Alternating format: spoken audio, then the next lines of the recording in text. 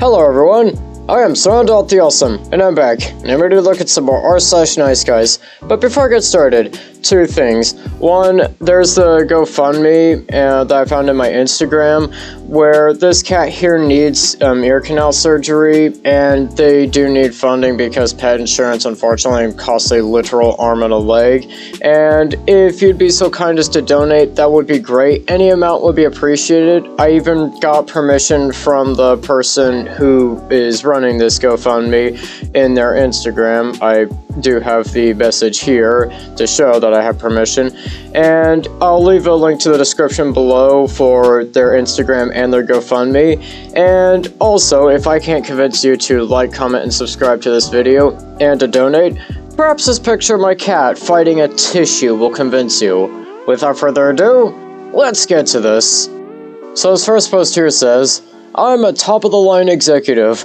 Where is my effortless kitty at?" And this person here says, "Where to meet top 1% women. I'm a 29-year-old male living in a major metro area. I'm a C-suite executive pulling $400K base salary and around $5 million total comp a year." Yeah, considering the rent in most major metro areas, and due to your age, I kinda find that a little hard to believe. I'm not saying it's impossible, I'm saying it's a little difficult to believe.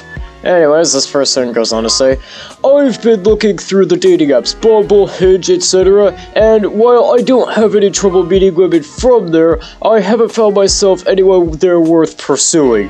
I grew up pretty broke, so I don't have a social network that includes women like myself. Where do I go to meet much higher quality women, models, etc., to try to make a match? I just don't actually see the people I would like to meet out and about." Okay. Dude, I would say if you've had that kind of money, I would say it would be pretty easy for you to, get one, like the one you're looking for, my friend. That's kinda a little hard to believe your whole story there, if you're kinda having a bit of problems finding a date, and in all honesty, I'm gonna probably give you like a 40 out of 50. Just quit your BS, guy. And this next post here says, "Women are made to be looked at. Also, I am one of the nicest men in the world." And this person here says, "You can say what you want, but women are made to be looked at. They are beautiful creatures, and no matter what they do, men will always admire them. I bet every man here has watched this video at least 3 times on repeat. Me, I'm single, so I kept watching until I even liked the guitar solo she was playing, and man, can the other dance without even really trying. Women are made to seduce, and men are made to admire them, as God intended. I don't understand the haters here in the comments, but then again, I'm one of the nicest men in the world. It's probably just me." Okay, this kinda does have some minor, sexism, so I'm gonna be probably gonna give this like, I don't know, a 40 out of 50. I mean, at least this guy's not complaining about being single, like the last guy. And also, it's not really as bad as the last one. And this next post here says, "Am I the a-hole for attempting to nurture our connection?" And this person here says, "I, 19-year-old male, work a full-time job in the tech industry. My job is 100% remote, so I rarely have a reason to go outside. However, after recording data on my personal life, I concluded that my social life was in a poor state. As a result, I decided to pursue hobbies that would allow me to befriend people my age and meet women. One such hobby led me to connect with a group of physically active young adults. I was instantly taken by a woman, 22 female, Amira, I'm hoping I'm pronouncing that correctly, in the group. She is slim, with a small waist and perfectly round B's. The cherry on top was her face. Her sense of humor was rather childish, but I was still fascinated." Hey, did this guy decide to do like missions in Grand Theft Auto 5? Anyways, this person goes on to say, one morning, 6 of us went hiking together.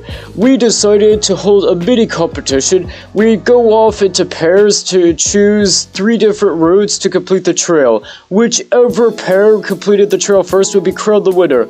I knew the route well, as I had studied the area the night before. However, Amira wasn't familiar with the trail at all. I volunteered to be her guide and companion for the competition. Our only aid were physical maps. As soon as we embarked on the journey, I decided that it would be fruitful to seize this opportunity to get to know her. I purposely chose a long, complex detour so we could spend a little more time together. At the start, we made great conversation, and I found out a lot about her. However, as time went on, she grew more frustrated. She kept looking at the map and insisting we were going the wrong way. I told her the maps were not accurate as they didn't account for any path closures or other factors. This was not the truth. That's kind of a jerk move there, my friend. After a while, she grew more stressed, claiming that she needed to use the toilet. We did find a place for her to relieve herself, and this seemed to give her some peace. After about 6 hours, the trail itself was roughly 3 hours, we started making our way back. Amira had already communicated with the group and began accusing me of taking unnecessary detours. Because you did. Anyways, this person goes on to say, I simply pointed out to her desirable features and the impact they have on me. I thought she'd be pleased to hear these compliments, but she was not. I wonder why. Anyways, this person goes on to say, she told me to stop describing her at all, and she doesn't want to hear my biological reasons. She did not speak to me for the rest of our journey. And this person here goes on to say, I've since been kicked out of the group. In fact, everyone in the group has labeled me all sorts of things. Amira has described me as selfish and a weird a-hole and asked me to stay far away from her. Yeah, because you kind of are coming across as a bit creepy there, my friend. Anyways, this person goes on to say, I suspect these feelings are temporary and born out of confusion more than anything. No, not really, guy. Anyways, this person goes on to say, am I the a-hole for attempting to nurture our connection with the landscape serving as our beautiful backdrop to what could have been? Or should I have not used this particular activity to carry out my plan? Well, guy, maybe you probably should have, I don't know, had a little more patience, because that could have maybe helped you.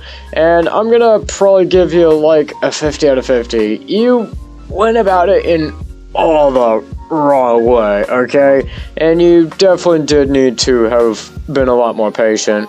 I think with that's gonna do it for today. Don't forget to like, comment, subscribe, and do remember to please support this person in the link in the description below and follow them on Instagram. And I'll see you in the next one.